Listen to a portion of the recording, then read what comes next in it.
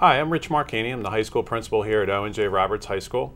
The Pac-10 League, all the high schools in the Pac-10 are having a day where videos are going out to all the students and families regarding the dangers of texting and driving.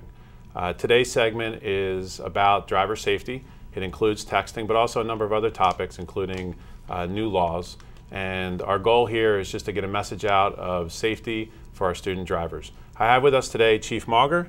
Chief Mauger, how you doing today? Very good. Good. Chief Mauger is a retired police officer, now our Chief of Security and a school police officer. I have Officer Matthias. How you doing today? Hi, good morning. Good. Officer Matthias is previously a police officer and now our high school police officer.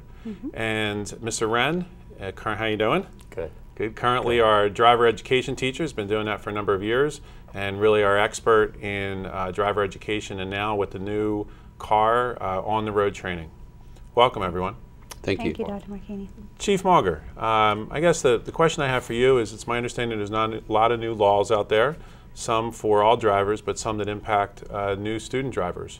Yes, Dr. Marchini. Back in December of last year, there were a number of changes to the young driver driving laws, and these laws were enacted to so the young drivers would receive more comprehensive training, that they would limit the number of passengers in the vehicle, and then just to improve the overall highway safety through the use of seatbelts.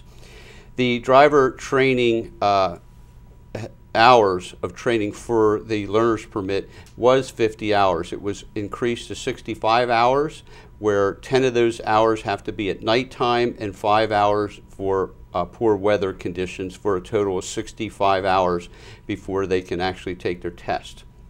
The second change about the passenger restrictions, it's a little complicated, but in essence, a new driver for the first 6 months can only have one passenger under the age of 18, unless that the passengers are family members or if they're accompanied by a parent or guardian. After the first 6 months, the driver can then have 3 passengers under 18 if the driver has not received a traffic citation or been involved in a reportable crash. Again, they can have multiple passengers if the guardian is with them or if they're over 18. And then the seatbelt requirements is now anyone under the age of 18, either a driver or a passenger, must wear a seatbelt. It used to be what was called a secondary violation, where you had to be stopped for say, speeding or something like that, and then if you didn't have your seatbelt on, you could get a second citation. Now police officers are able to stop you as a primary violation just for the seatbelt violation. And then lastly, as you had talked about, the anti-texting law is in March of this year, that law was enacted. And it's not only for junior drivers, but for all people, that you're not allowed to text while driving, and it is a primary violation. Now, you had asked why were these laws enacted. Well, just not to bore you with statistics, but in 2010 there were over 14,000 crashes just in Pennsylvania. Wow. That were contributed to distracted driving. And in that same year, 61 teenagers were killed and were not wearing their seatbelts. And again, in 2010, there were over 120,000 crashes in Pennsylvania with 1,324 fatalities.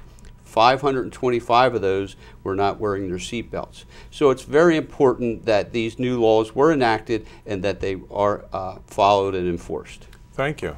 Officer Matthias, you're in and around the students all day long. With the current technology, the trends of students, what do you think are some of the distractions that they might experience while driving that could really cause a problem for them? Well, some of the distractions obviously would be things such as the radio, passengers in the car, conversation, music, iPods, and obviously the cell phones and the texting, which is what we're talking about today.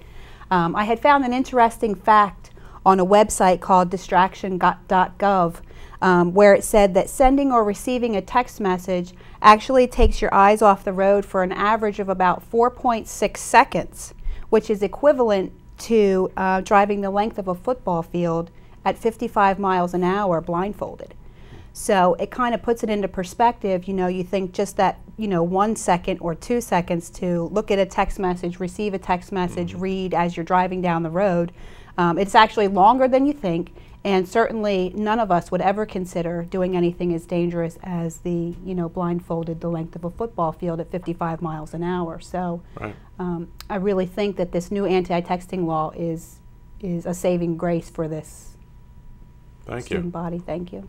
Mr. Wren, as far as, you know, advice to the students, there's a lot of videos out there that are pretty graphic. Some are being shown. We'll post them on our website. But sometimes I think students just need to hear from someone they respect, like you and your driving experience. What's some advice you can give for the students? Well, first of all, young drivers, if they lose their life before the age of 21, it will be because of an automobile accident.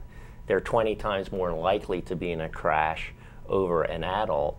So they've always had problems with learning how to drive and being safe.